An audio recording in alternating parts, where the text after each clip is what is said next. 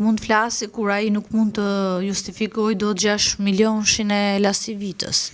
Sepse 6 milionshi shqiptarët me zor blejnë një shtëpi këtu. Me zor gjeni vend puna, me zor shtyn muajin. 6 milion janë për interes personal, jo për interes kombëtar, zotri. Dhe kur ti nuk justifikon dot 6 milionshin, ti nuk mund të flasësh për sekuestro. Se për sekuestro flet dikush i cili është i pastër. Imagjino vetëm nuk mund të flasja ai për sekuestro kur nuk justifikon dot paratë veta. Nuk mund të flasja ai për sekuestro kur është në proces gjyqësor. Nuk mund të flasja ai për sekuestro kur i ka ishte korruptuarit e gjyqësorit në parlament. Kur ishi korruptuar i zën vendin Aulonit, sa Auloni është adzetar, është i kauzës, është luftarak, nuk hodhin lek Aulonin fushat, se nuk ja kishte marrë të korruptuarve. Nuk ja kishte marrë, as nga sistemi, as ka bërë një fushat të ndershme qytetare, fushat vlerash, po kjo fushat vlerash nuk i binte ndesh kryetarit Aulonit. Kështu që figura Aulonit, fushata Aulonit nuk bie ndesh me leadershipin. Prandaj leadershipi se e kam gjuhë dhe unë atë deklaratën dhe tha pse nuk jam unë deputet, se nuk donte kryetarit ishe ti mërdial deputet. Se ti plotson gjithë kriterit që ky kryetari ka alergji. Nuk i dojë ato kritere. Ato që përfaqëson ti, dashurin për kombin, për qytetarët, për kauzat, luftën e pastër, ngritjen e zërit, ai ka alergji nga kjo. Nuk jeti pjesë e ti. Dhe ai prandaj nuk jeti deputet. Po nuk isha unë atë studio se do ja kisha thënë gjithashtu. Jo gjithashtu dhe mua mos kish kuptohemi, sepse është një djalë që djemsi ai dhe figura që kanë dëshirë për të bërë mirë për këtë vend duhet na përfaqësojnë parlament. Që t'jem e qartë dhe unë atë që dua të them se këtë po bëj një analogji midis leadershipit edhe ti. Por që ky kryetar, po të them, nuk e ka kostumin e duhur për ta çuar partim përpara dhe nuk ka as kartën morale që i mungon për të bërë retorikën e korrupsionit. Dhe kur flet ti për korrupsionin, këto njerëz thonë 6 milion shesojnë, i lasivitës, se ti mirë po flet për korrupsion, po për vetën tënde, pse nuk e tregon burimin e financave, pse nuk i ke bërë të hapura kontratat dhe transparente për publikun, ti thua është çështje private, tani është çështje private, kur futet edhe parti brenda nuk quhet më çështje private. Tani ti e solla atë për të bërë fushatën, nuk është çështje private. Sikur ta harroshim 6 milion që për momentin, në çdo moment që drejtësia do të bëj veprim, spaku të bëj veprim, ti bë protesta jashtë spakut, domethënë ose nuk le fjalë ofenduese për drejtuesit e spakut, siç nuk e lën fjalë ofenduese për drejtuesit e prokurorisë dje. Dhe ti imagjinosh në gjithë ato kandidat mos dëgjosh një gjë kaq të thjeshtë dhe kaq të bukur sa the ti që je për radikalizëm ndaj kundër korrupsionit, që duhet i sekuestrohen. Sepse zotri, lufta kundër korrupsionit është një ndër kriteret kryesore që Shqipëria të jetë pjesë e Bashkimit Evropian. Besoj këtë gjë e di. Tani të gjithë partitë që hyjnë për interesin kombëtar. Dhe gjithë shqiptarët duan të jenë pjesë e BE-s. Kriteri numër 1 është lufta kundër korrupsionit. Ti merr gjithë korruptuarit i vën listat e tua. Të gjithë të korruptuarit. Ti nuk ke kartë morale më për të folur. Ti nuk do ta luftosh korrupsionin. Ti bën fasad. Ti flet për bandat.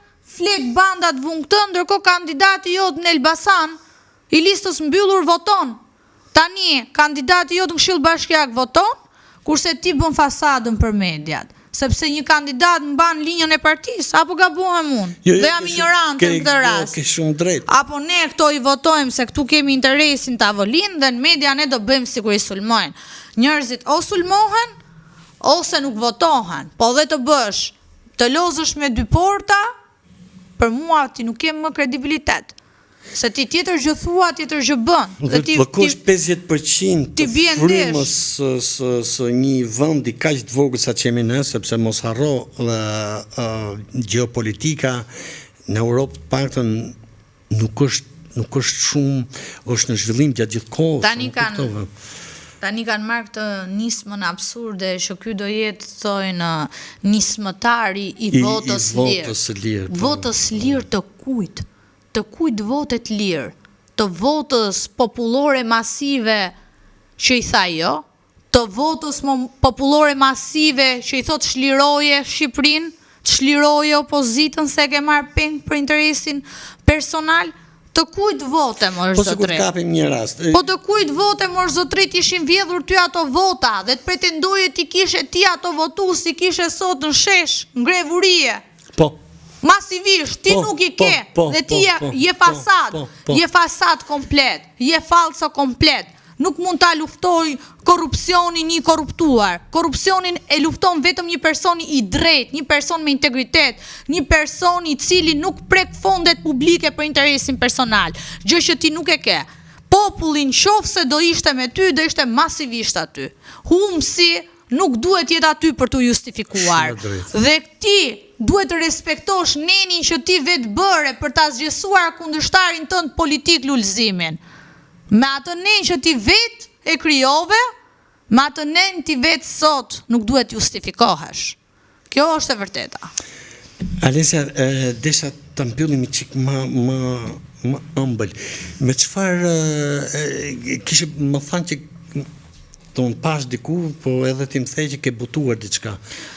Na fol diçka. Unë kam botuar 2 libra. Librin e parë kam botuar në Shqipëri, Tabula Rasa, paqëndrueshmëria e institucioneve shqiptare, me shpinë botuese Wet Press, ku kam kryer edhe studimet e mia si bachelor dhe master, dhe librin e dytë e kam botuar në Shtetet e Bashkuara të Amerikës në New York, te shtëpia botuese Nova, që është një libër White Leviathan, që flet për organizatat kriminale, pastrimin e parave të pista, Shqipëri, Kolumbi, Dubai, dhe për korrupsionin masiv në cilën lahen paratë e pista me fushën e ndërtimit në Shqipëri.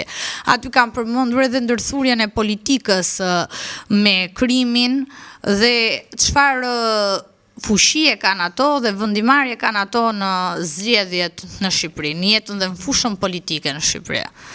Kanë qenë dy libra, po do thoja ligjor, shumë të bukur dhe që janë interesant për t'u lexuar dhe që do t'i duroj.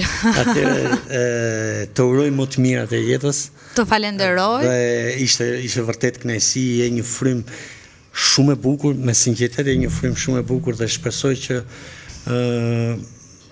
të ndjekin pas dhe frym të reja, qoftë edhe brenda partisë. Sepse duhet lëruar. Unë nuk të rrishem nga politika, do jem një zë shumë i fortë publik. Kisha fjalën që e gjitha ajo energji brenda PD-s ose brenda këtij dheu duhet të çlirohet, duhet të kuptoj përgjegjësinë që ka ndaj atë dheut, siç e ke kuptuar dhe ti. Faleminderit shumë, ishte kënaqësi të isha sot këtu. Shumë faleminderit. Natën e mirë.